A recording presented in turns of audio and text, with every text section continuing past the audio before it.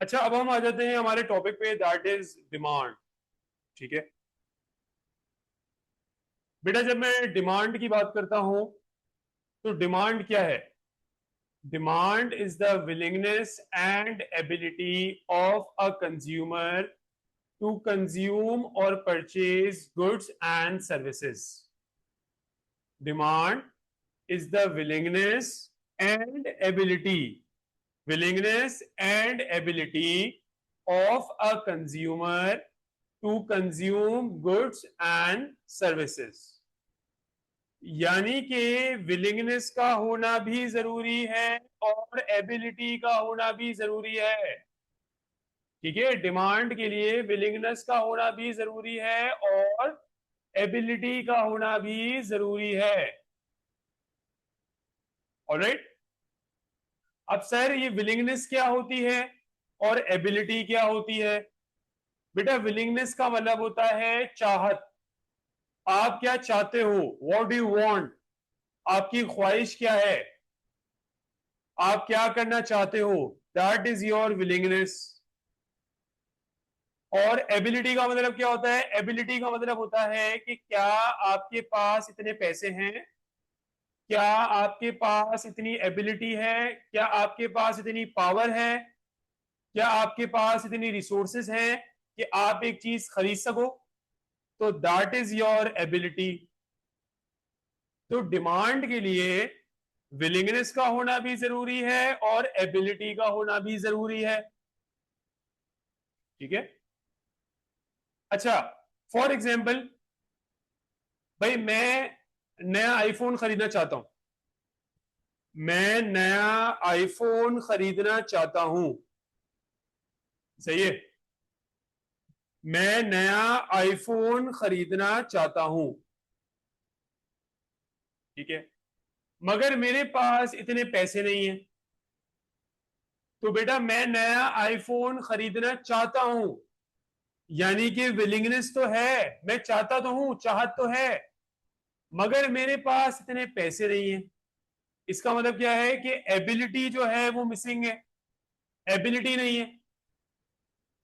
तो विलिंगनेस तो है मगर एबिलिटी नहीं है, तो इसको हम डिमांड कंसीडर नहीं कर सकते, क्योंकि डिमांड के लिए विलिंगनेस का होना भी जरूरी है और एबिलिटी का होना भी जरूरी है। अगर कोई एक चीज भी मिसिंग होगी तो इसको डिमांड कंसीडर नहीं किया जा सकता। ठीक है, इसी तरीके से बेटा, एग्जाम्पल के तौर पे भाई, मेरे पास आईफोन खरीदने के पैसे पड़े हुए हैं, मेरे पास आईफोन खरीदने के पैसे पड़े हुए हैं, मगर मैं आईफोन खरीदना चाहता नहीं हूं। इसका मतलब क्या हुआ कि अब मेरे पास पैसे तो पड़े हुए हैं, इसका मतलब है कि मेरे पास एबिलिटी तो है मगर मैं खरीदना नहीं चाहता, तो विलिंगनेस मिसिंग है। तो अगेन बेटा, इसको डिमांड कंसीडर नहीं किया जा सकता। ठीक है, क्योंकि डिमांड के लिए दोनों का होना जरूरी है। ऑलराइट, अच्छा, इसी तरीके से हमारे पास एक टर्म होती है, इसको हम कहते हैं इफेक्टिव डिमांड। ठीक है, अच्छा, फॉर एग्जाम्पल बेटा, मोबाइल मोबाइल की प्राइस है 50,000 रुपए, 50,000, और मेरी इनकम जो है वो है 100,000, 1 लाख रुपए। क्या मेरी ये इनकम फोन खरीदने के लिए काफी है? Is this sufficient? Answer is yes, this is sufficient.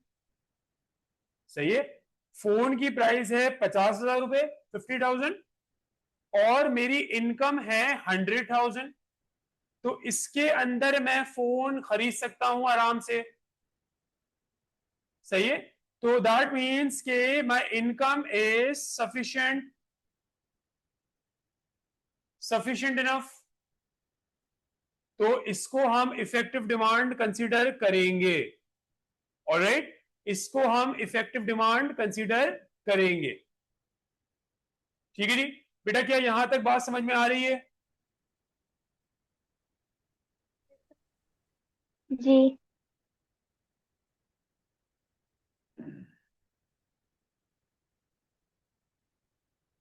Okay, alright.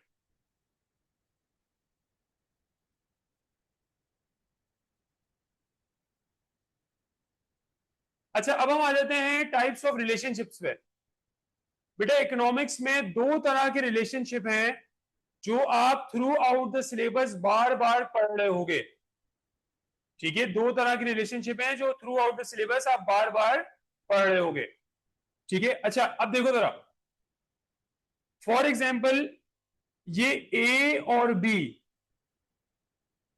For example ए और बी दोनों बहुत अच्छे दोस्त हैं, दोनों बेस्ट फ्रेंड्स हैं। ठीक है, तो जहां ए जाएगा बी भी उसके साथ साथ वहीं जाएगा। अगर ए ऊपर की तरफ जाता है तो बी भी साथ साथ ऊपर की तरफ जाएगा। अगर ए नीचे की तरफ जाता है तो फिर बी भी साथ साथ नीचे की तरफ जाएगा। इसका मतलब ये हुआ कि इस केस में दोनों का डायरेक्शन सेम है। दोनों का डायरेक्शन क्या है? दोनों का डायरेक्शन सेम है। और जब भी डायरेक्शन सेम होता है तो हमारे पास बेटा कहलाता है पॉजिटिव रिलेशनशिप, या अगर आपने मैथ में पढ़ा होगा इसको हम लोग डायरेक्ट रिलेशनशिप भी बोलते हैं। ठीक है, तो पॉजिटिव या डायरेक्ट रिलेशनशिप कुछ भी आप कह लो।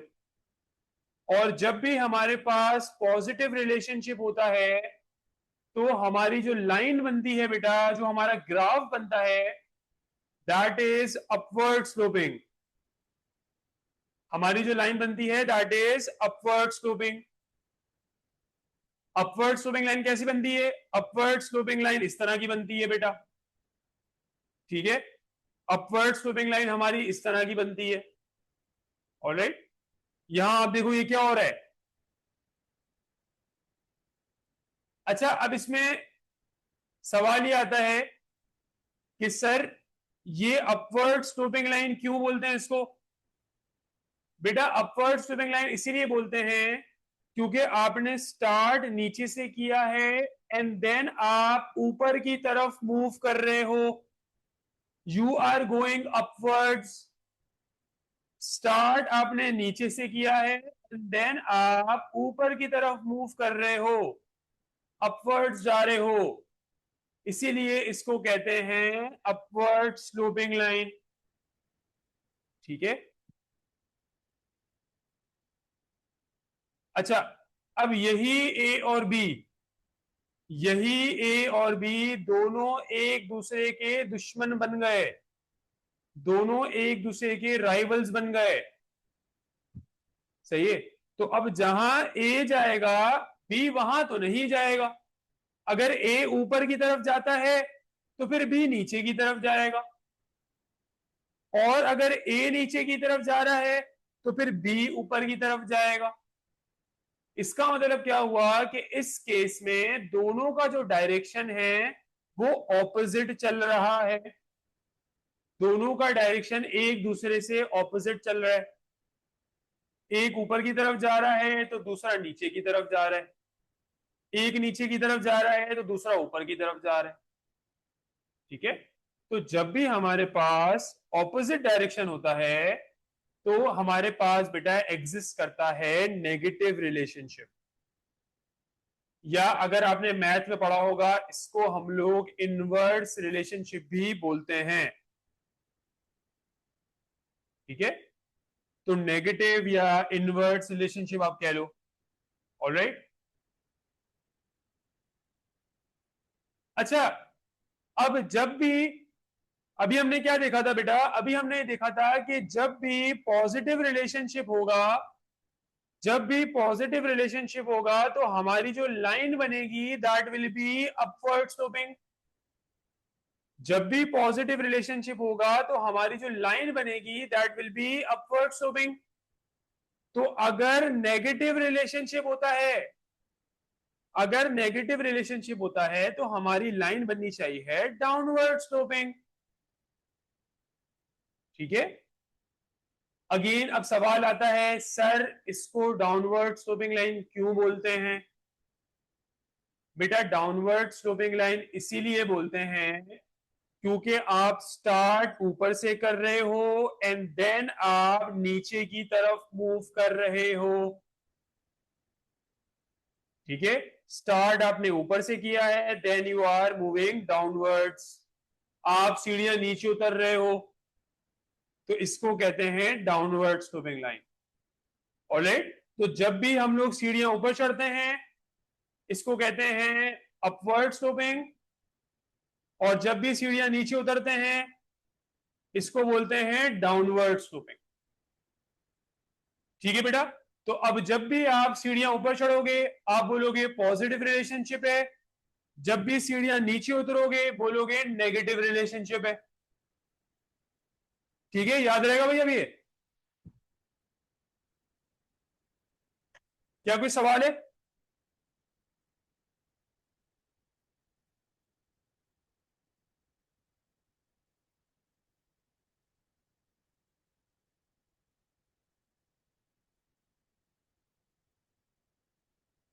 क्लियर हो गया बेटा?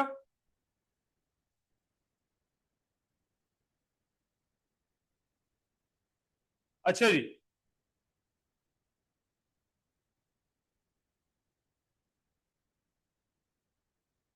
अब बेटा आ जाते हैं हम लोग लॉ ऑफ डिमांड पे। सही है,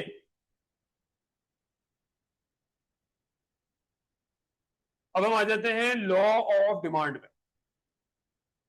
अब ये लॉ ऑफ डिमांड क्या कहता है? लॉ ऑफ डिमांड ये कहता है कि अगर कभी भी किसी चीज की प्राइस बढ़ जाती है, किसी चीज की प्राइस बढ़ जाती है, कोई चीज महंगी हो रही है, उसकी प्राइस बढ़ रही है, तो एज अ कंज्यूमर हम वो चीज खरीदना कम कर देते हैं। ठीक है, जब एक चीज महंगी होती है, जब एक चीज की प्राइस बढ़ जाती है तो हम वो चीज खरीदना कम कर देते हैं बेटा। इसका मतलब क्या हुआ कि जब भी हमारी प्राइस बढ़ेगी तो हमारी क्वांटिटी डिमांड विल फॉल, हमारी क्वांटिटी डिमांड जो है वो फॉल कर जाएगी। और जब भी हमारी प्राइस कम होती है, जब भी एक चीज सस्ती होती है, तो हमारी क्वांटिटी डिमांड जो है वो बढ़ जाएगी बेटा, फिर हम वो चीज ज्यादा खरीद लेंगे। इसका मतलब क्या हुआ कि यहाँ पे प्राइस और क्वांटिटी डिमांड के दरमियान कौन सा रिलेशनशिप है? यहाँ पे दोनों के दरमियान चल रहा है हमारे पास नेगेटिव रिलेशनशिप। ठीक है, आप देखो दोनों का डायरेक्शन ऑपोजिट है, एक चीज नीचे जा रही है तो दूसरी चीज ऊपर जा रही है, और एक चीज ऊपर जा रही है तो दूसरी चीज नीचे जा रही है। तो यहां पर दोनों का डायरेक्शन एक दूसरे से ऑपोजिट है, और जब भी डायरेक्शन ऑपोजिट होता है तो हमारे पास होता है बेटा नेगेटिव रिलेशनशिप। ठीक है, हमारे पास होता है नेगेटिव रिलेशनशिप। ऑलराइट, और जब भी नेगेटिव रिलेशनशिप होगा बेटा हमारी जो लाइन बनेगी that will be downward sloping line. तो हमारी जो लाइन बनेगी that should be downward sloping line. ठीक है, तो जरा ये देखो बेटा, ये आ गई हमारे पास हमारी downward sloping line. Check this बेटा, ये हमारे पास आ गई हमारी downward sloping line.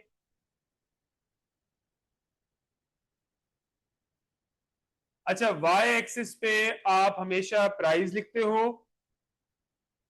Y axis पे देखो, ये हमारा वाई एक्सिस है और ये हमारा एक्स एक्सिस है। तो वाई एक्सिस पे हमेशा हम लोग प्राइस लिखते हैं और एक्स एक्सिस पे हमेशा हम लोग क्वांटिटी लिखते हैं बेटा। सही है, अच्छा क्वांटिटी पूरा लिखना जरूरी नहीं है, आप शॉर्ट फॉर्म में लिख दो क्यू टी वाई। सही है, इसको आप शॉर्ट फॉर्म में लिख दो क्यू टी वाई।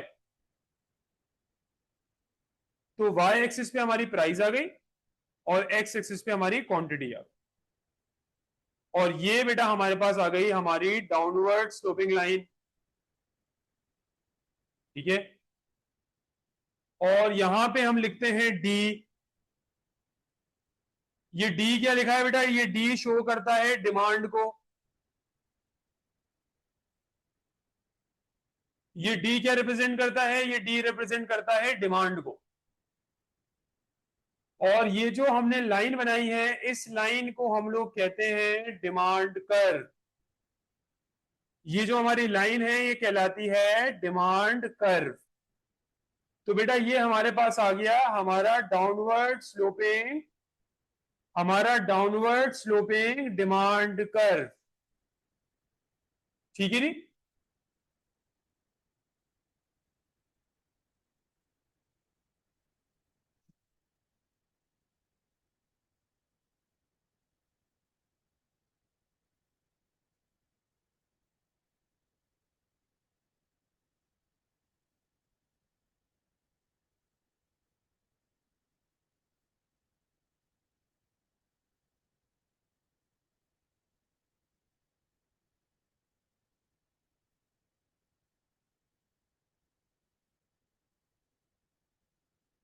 अच्छा जी, ये बेटा मेरे पास आ गया हमारा डाउनवर्ड स्लोपिंग डिमांड कर्व। ठीक है। अच्छा, अब इस डिमांड कर्व पे काम कैसे होगा वो भी देख लेते हैं। सही है, इस डिमांड कर्व पे काम कैसे होगा, कैसे हम बनाएंगे वो भी देख लेते हैं। ठीक है।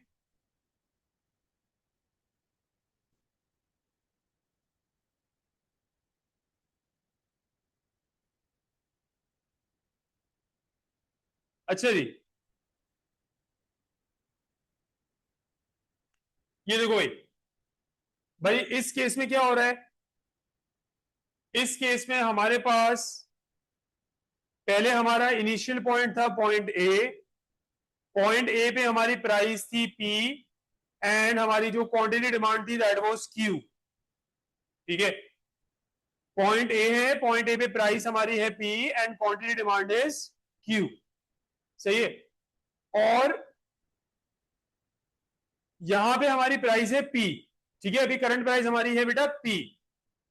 अच्छा, अब क्या हुआ भाई, फॉर एग्जाम्पल अगर प्राइस फॉल कर जाती है, फॉर एग्जाम्पल अगर प्राइस हमारी फॉल कर जाती है, प्राइस कम हो जाती है, तो अगर प्राइस कम हो जाएगी तो क्या होगा कि मैं इस वक्त पी पे खड़ा हूं, तो अगर प्राइस कम हो जाएगी तो मैं पी से नीचे आ जाऊंगा, मैं पी से नीचे की तरफ जाऊंगा, क्योंकि प्राइस कम हो रही है ना, तो मैं पी से नीचे की तरफ जाऊंगा।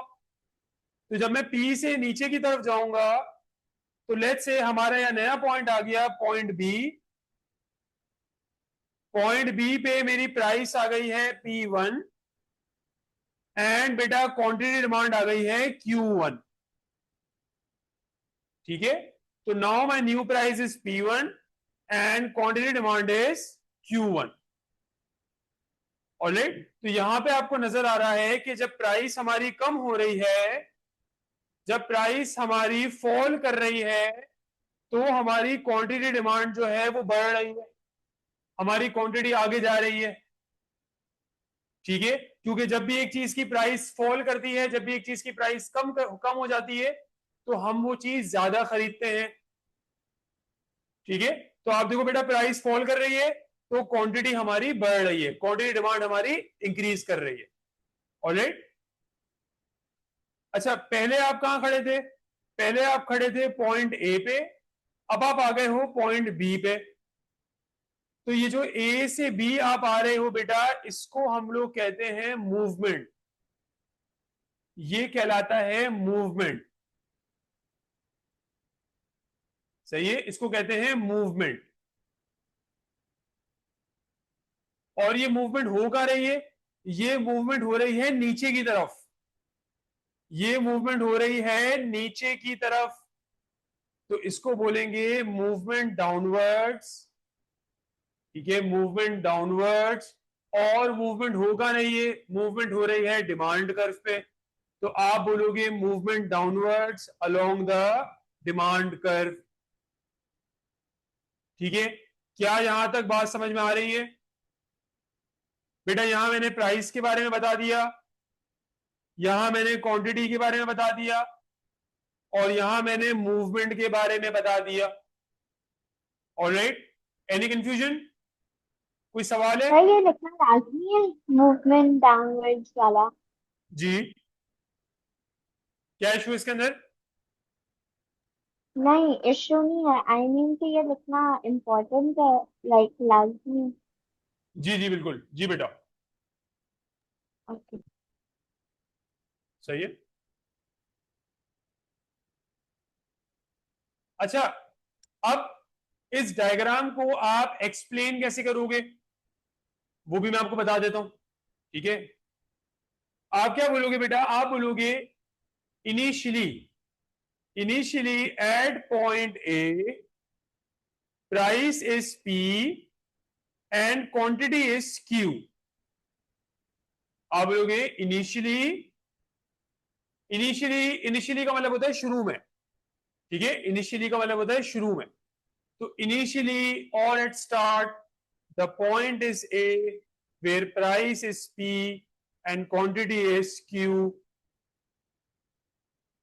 when the price falls when the price falls from P to P1, quantity demand will increase या quantity demand will rise from Q to Q1। बेटा यहां पे आप इंक्रीज का वर्ड भी इस्तेमाल कर सकते हो और राइज का वर्ड भी इस्तेमाल कर सकते हो।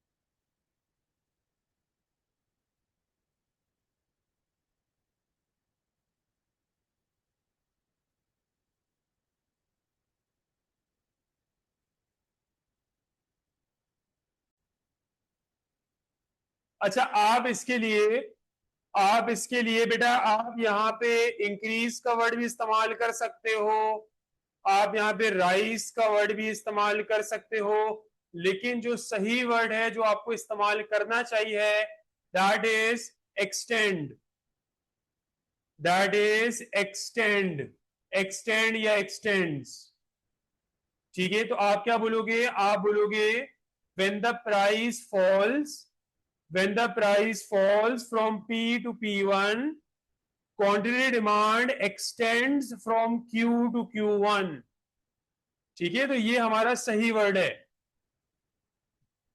while while there is movement downwards, while there is movement downwards along the demand curve from point A to point B, ठीक है। तो देखो बेटा मैंने यहाँ पे प्राइस के बारे में बता दिया, मैंने क्वांटिटी के बारे में बता दिया और मैंने मूवमेंट के बारे में भी बता दिया। तो मैंने तीनों चीजें बता दी, तो मेरी डायग्राम की एक्सप्लेनेशन कंप्लीट हो गई बिल्कुल। ऑलराइट, क्या यहां तक बात क्लियर है? जी। अच्छा जी, इसी तरीके से बेटा अब हम एक काम करते हैं, अब हम प्राइस को बढ़ा के देख लेते हैं। पहले भी हमने प्राइस को कम किया था, अब हम देख लेते हैं कि अगर प्राइस बढ़ती है तो क्या होगा। आप यहां देखो, हमारा स्टार्टिंग पॉइंट है ए, ए पे हमारी प्राइस है P and quantity is Q, ठीक है। और हमारी प्राइस जो है वो बढ़ रही है। अब अगर प्राइस बढ़ेगी तो जाहिर सी बात है कि मैं पी से ऊपर की तरफ जाऊंगा, मैं पी से ऊपर की तरफ जाऊंगा, है ना। तो लेट्स से मेरा नया पॉइंट आ गया पॉइंट बी, पॉइंट बी पे मेरी प्राइस जो है वो है P1 and quantity is Q1, ठीक है। Price is P1 and quantity demand is Q1। और आपको नजर आ रहा है कि जब भी हमारी प्राइस बढ़ती है, यहां हमारी प्राइस बढ़ रही है तो हमारी क्वांटिटी डिमांड कम हो रही है बेटा, क्योंकि जब भी हमारी प्राइस बढ़ती है तो हम वो चीज खरीदना कम कर देते हैं, ठीक है, हम वो चीज खरीदना कम कर देते हैं, राइट। और आप पहले पॉइंट ए पे थे, अब आप आ गए हो पॉइंट बी पे, सही है। पहले आप पॉइंट ए पे थे, अब आप आ गए हो पॉइंट बी पे। तो ये क्या हो रहा है, ए से बी हो रही है बेटा हमारे पास मूवमेंट। और मूवमेंट कहां हो रही है, मूवमेंट हो रही है ऊपर की तरफ, तो इसको हम बोलेंगे मूवमेंट अपवर्ड्स। और मूवमेंट हो कहां रही है, मूवमेंट हो रही है डिमांड कर्व पे, तो आप बोलोगे बेटा movement upwards along the demand curve. Alright, क्या ये बात समझ में आ रही है? अच्छा, अब यहां पे अगर मैं एक्सप्लेन करूंगा तो कैसे करेंगे एक्सप्लेन बेटा, ये देखो आप क्या बोलोगे? आप बोलोगे बेटा इनिशियली और at start the point is A where price is P and quantity is Q. Initially at point A, price is P and quantity is Q. When the price rises from P to P1, quantity demand falls या quantity demand decreases from Q to Q1. सही है. यहां पे बेटा fall का word भी इस्तेमाल कर सकते हो, डिक्रीज का वर्ड भी इस्तेमाल कर सकते हो, लेकिन जो सही वर्ड आपको इस्तेमाल करना चाहिए दैट इज कॉन्ट्रैक्ट्स. ठीक है, आप बोलोगे कॉन्ट्रैक्ट या कॉन्ट्रैक्ट्स. तो अब आप यहां क्या बोलोगे? आप बोलोगे when the price rises from P to P1, quantity demand contracts from Q to Q1 while there is a movement upwards along the demand curve from point A to point B. ठीक है, तो बेटा यहां पर मैंने movement के बारे में भी बता दिया, प्राइस के बारे में भी बता दिया और क्वांटिटी के बारे में भी बता दिया. ठीक है जी, क्या ये बात समझ में आ रही है बेटा? सर अच्छा, इससे हमें क्या पता चल रहा है?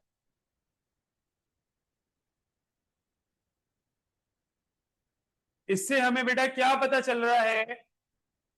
इससे हमें ये पता चल रहा है बेटा कि जब भी प्राइस चेंज होती है, जब भी प्राइस में कोई चेंज आता है, हमेशा हमारे पास मूवमेंट होती है. ठीक है, आप ये देखो, यहां पे हमारी प्राइस कम हो रही थी, प्राइस फॉल कर रही थी, तो मूवमेंट हो रही थी नीचे की तरफ. यहां हमारी प्राइस राइज कर रही है, प्राइस बढ़ रही है, तो मूवमेंट हो रही है ऊपर की तरफ. लेकिन दोनों केसेस में मूवमेंट ही हो रही है ना, दोनों केसेस में हो तो मूवमेंट रही है. ठीक है, तो इससे क्या पता चला कि जब भी हमारी प्राइस चेंज होती है, हमेशा डिमांड कर्व पे मूवमेंट होती है. ठीक है जी, ऑलराइट. तो अब कोई भी आपसे ये पूछे कि भाई अगर प्राइस चेंज होगी तो क्या होगा, आपने बोलना है मूवमेंट होगी. ठीक है, प्राइस जब भी चेंज होगी हमेशा डिमांड कर्व पे क्या होगा बेटा? डिमांड कर्व पे मूवमेंट होगी. ठीक है, वो डिपेंड करता है कि ऊपर होगी या नीचे होगी, लेकिन होगी मूवमेंट. ये बात पक्की है.